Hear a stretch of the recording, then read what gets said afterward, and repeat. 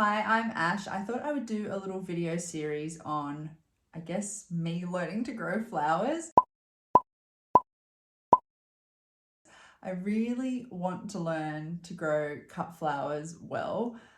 I got super into indoor plants probably in the 2020 lockdown. I've always liked plants, but whatever, life gets in the way, but I had plenty of time at home to think about and worry about plants during lockdown. I got a bit carried away with indoor plants, became completely obsessed, and then I guess following on from that, I just got really interested in learning how to grow cut flowers and more outdoor gardening type stuff. I've always been super interested in gardening from when I was young, but obviously as you get older, other things in life start to take priority, so it's something that I'm discovering and really embracing in more middle age. I wanted to start documenting it because I think it'll be interesting for me to look back on and see, I guess, how far I've come, hopefully, down the track, if my dreams come true, which I'll get to that later. But I also was finding that when I was trying to look for information of people in Australia, there's not a lot around, especially on YouTube. So much of the stuff is from the Northern Hemisphere, particularly America, which isn't that helpful for us. Obviously we have opposite seasons, so you can't really kind of like grow along with them. And while obviously their knowledge is super helpful and I watch loads of their videos to try and pick up any little tips that I can, I just don't see a lot of Australian stuff. And if there is and I've missed it, please leave a link below because I would love to see it. But there's some amazing growers on Instagram that are in here in Australia that you can get a lot of information from, but there just didn't seem to be too much video stuff, and especially from people who were just starting out. Like, I am by no means a professional. I'm just someone who wants to learn, and I figured I would document it so that it might inspire some other people too. And yeah, you can just see how I go, really. To give you a little bit of background on me and where I'm up to and my growing situation at the moment.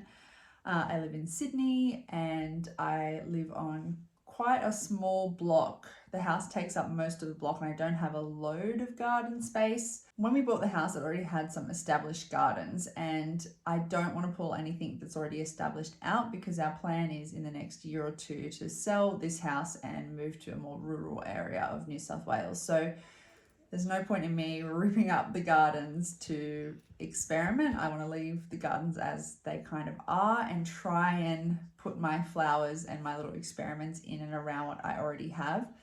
So as I go along, I'll be sharing where I'm putting things and how I'm trying to make that work, but also I'm going to try and grow some stuff in containers and pots. So if you also have a really small area, or if you live in an apartment or something like that and you don't have loads of space, hopefully we can see how things go in containers. I know that there's a lot of cut flowers that I've seen people grow in containers and they seem to do quite well. So fingers crossed that works out. I also have different areas in my garden where the soil is quite different from one another, and also the light. So some areas obviously get a lot more sunlight than others. So yeah, it's going to be a lot of experimenting, but I'm very excited. I feel like if I get any cut flowers, I'll be super happy. I'm definitely going to give it a red hot crack. But I thought I would share with you some of the resources that I've been using so far to learn and get information from to at least start this process. One of my absolute favorite ones, and probably where I got the most inspiration to want to give this a try, is from a podcast called Dish the Dirt. It's an Australian podcast. It's hosted by a florist and she interviews micro flower growers, small growers. A lot of them are only in their first or second season. It's kind of maybe their side hustle. So it's very relatable and definitely very inspirational. If you do go and listen to it, be prepared to want to be buying all sorts of seeds and tubers and all those kinds of things. But it's just been a great resource, and even just listening to it, even if you're not really even intending on growing stuff, but you like garden and flower chat, it's just interesting to hear people's stories, and I've really enjoyed that. I think they're on season 3 now, so there's quite a bit there. They're not super long episodes. It's nice to hear from people who are growing in Australia compared to overseas. There are a bunch of podcasts that are from overseas growers that are also really interesting. You can obviously get tips. I mean, flowers probably grow quite similarly anywhere in the world. The process is obviously the same for growing, but it's just more of a climate thing. But that's probably the main one as far as inspiration goes. And from that, I've also been obviously exposed to a lot of those growers, and they also have their own Instagram accounts and they share a lot of things on there. So Instagram, such a great resource for information and just learning about different varieties of flowers and just to see what other people are doing and follow what they're up to. It's also good to get a heads up when some of these more professional growers are starting to sow their seeds indoors or getting their tubers ready, dividing tubers for plants like dahlias. I also treated myself to the Florette book, Discovering Dahlias. If you haven't heard of Florette, she is a grower in America. She's kind of like, I guess, the mother of what I feel like is this modern flower growing movement. I know that she does like an online course and everything. It's pretty expensive, so it's not something that I'm going to do at the moment. I might do it in the future if we end up with our dream house in rural New South Wales, where I can have a lot more space and get, I guess, a lot more into it. Then it's something I might consider. But I know that some of the growers on that podcast have done it, and they all say it's an incredible course. But there's so much of her information that she gives out for free on her Instagram. She's got a couple of different books. She has another one that I want to buy called, I think it's like Cut Flowers or something like that. But I just got particularly obsessed with dahlias, so I bought this one. And also because this one came with some dahlia seeds, I've already sown most of these into seedling trays, which are in my little mini greenhouse at the moment. And there's just so much inspiration in here, so many beautiful photos and information, different types of dahlias. She's pretty much got like an index at the back on all different types and notes. So anyway, this is just a really beautiful book and super inspirational. Obviously her Instagram is absolutely gorgeous, and she does share a lot of information on stories as well. Plus there's another account that I actually discovered before I even knew who Florette was, called Farm Lux. She has an incredible garden, and it's a completely different scenario to Florette because I guess Florette is more of a commercial grower. I think her name's Misha, so I hope I got that right.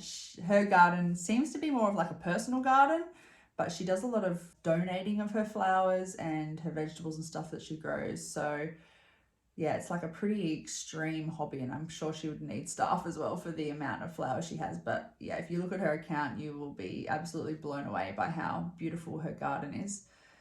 I don't think I will ever get to anything like that, even if we move and we have the space. But anyway, it's just nice to see if you could have that on a much, much smaller scale. That would be pretty cool. Ashley James Gardens is another one on Instagram who has a beautiful cottage garden. He's also got an awesome veggie garden as well, but just very down to earth. Great to ask questions on DMs if you have any. That's another account that I'm really been enjoying and definitely getting a lot of inspiration from. And then this is one in particular that I found on the Dish the Dirt podcast, but it's the Little Lindock Flower Farm, I think it's called.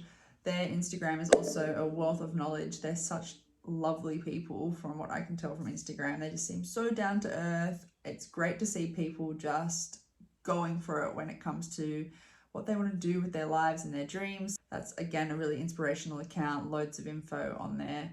Love seeing what they're up to. Sam from the Wild Violet Flower Farm is also another one of my favorites to follow on Instagram. She has the actual flower farm and also her own personal garden at home is really cool as well. She does a lot of just like companion planting. Everything's beautiful and all in together, flowers and veggies and stuff, and I just love that whole vibe. I actually bought some dahlia seeds from her this year, so I've literally just put those in today and yesterday to start germinating those. I'm very excited to see what dahlias come up out of those. Then places like Facebook, there's a few different Facebook groups on there. You'll hear about them all on the Dish the Dirt podcast as well. I just feel like the flower community here in Australia, and it might be the same overseas, but I'm mainly focusing on obviously the Australian groups, just seem to be so welcoming and lovely and helpful, and it's just such a positive space. I mean, how could you make flowers bitchy? But anyway, it's just nice to have something positive, I guess. It's been a really hard time for everyone all around the world with current events, so it's nice to have something nice to do to look at, to think about. So where have I been buying my seeds from? So far, it's mainly been veggiegardenseeds.com.au. They have a beautiful range of flowers and veggies. Their website's really nice and easy to use. They have a really nice Instagram, and the seed packets themselves are very aesthetically pleasing, very Instagram, that whole kind of thing.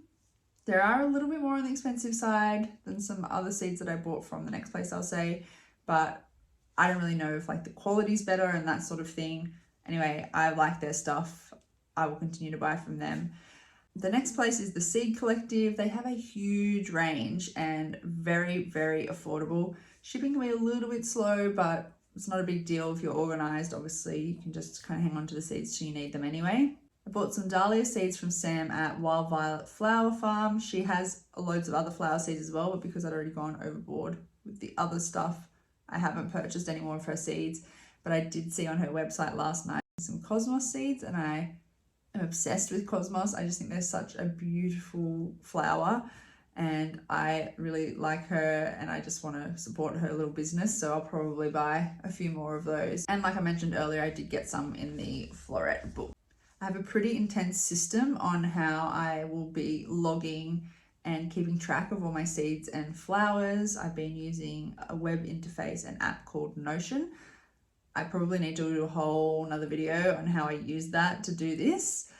I am quite a type A, very organized person, so I like things to be catalogued, and I want to be able to put all my notes in there and pictures and be able to look back. I just feel like this Notion app has changed my whole life in loads of different areas, but using it for the flowers and veggies has been super helpful so far for me to be able to see what I have, when things need to go in the ground, all their different growing notes, planting depths, what kind of soil they like all that kind of stuff. To have it all in one spot for my personality type is super helpful. Some people just like to use like a garden diary, like literally handwrite everything, but I just find it easy to have it on my phone because I can do things like take photos of the seedlings, put them into the pages, and I can have like a full digital visual, I guess, garden journal. But like I said, that's like a whole other thing that I might go into in another video if you guys are interested. And then to store the seeds as well, I've just got at the moment, an A4 like binder folder with sleeves, and I've kind of got them split out into veggies and flowers, and then kind of grouped together based on what time of year the seeds need to be sown and stuff like that. So I'm trying to keep everything organized to start some really good foundations for growing. Obviously, you don't have to do that if you're not that kind of person. If you are the kind of person who just wants to like chuck the seeds into the ground or into a greenhouse and just like see how it goes, and you're not as over the top as me with that kind of stuff and wanting all the information, you can absolutely do that. This should be fun. It doesn't have to be hard work in the sense that you need to be logging and photographing everything, but yeah, anyway, that's just me. So where am I up to in the process right now? We're just about to go into spring, and I've already started some seedlings indoors. I also have a little mini greenhouse that I just got from Bunnings, and that seems to be doing pretty well. I've got veggies and some flowers in there, but a lot of the flowers I started indoors, just in a really bright sunny spot on my kitchen bench and windowsill with some very haphazardly thrown together DIY little mini greenhouse type things, with things that I just had around the kitchen that I've been saving for this purpose. So you definitely don't need a lot of equipment or anything like fancy to start this stuff. It can be expensive if you are buying like tubers and those kinds of things for flowers like dahlias, but because this is my first time growing them, and I'm not confident with my garden bed situation or anything like that, I didn't really want to buy tubers this year. Plus I knew I was going to be getting the seeds from Floret, and then I've got overexcited since I ordered this book and also ordered some seeds from other growers here in Australia. Things like dahlias, I'm going to start from seed myself, and they're already on their way up. They germinated pretty quickly, I think most of them within like 3 to 5 days, and dahlias in particular are a very fast growing flower from what I can gather. So I'm super excited to see how they turn out. I'm probably going to end up with way more seedlings than I even have space for, so I don't really know what I'm going to do about that. I'll probably end up giving some away if they all kind of survive to adulthood, or I have some ideas around how I could potentially plant them in and around the existing garden. And again, like I said, I'm going to try and put some in containers and stuff. So lots of trial and error. I'm no idea how this stuff's going to turn out, but I'm really enjoying the process so far. And I guess I just wanted to share it with you guys. I know that some of my followers over on Instagram, I've been sharing when I've been buying seeds and they've been buying them as well. I feel like we're all kind of in it together and learning together. So hopefully this will be an extension of that. You can follow me over on Instagram if you want to see like day-to-day stuff, what I'm doing with them, but I will try and start documenting kind of each stage of the process and show you guys what's working, hopefully what's not working, and yeah, hopefully we can kind of help each other learn about this and in time grow some beautiful, amazing flowers.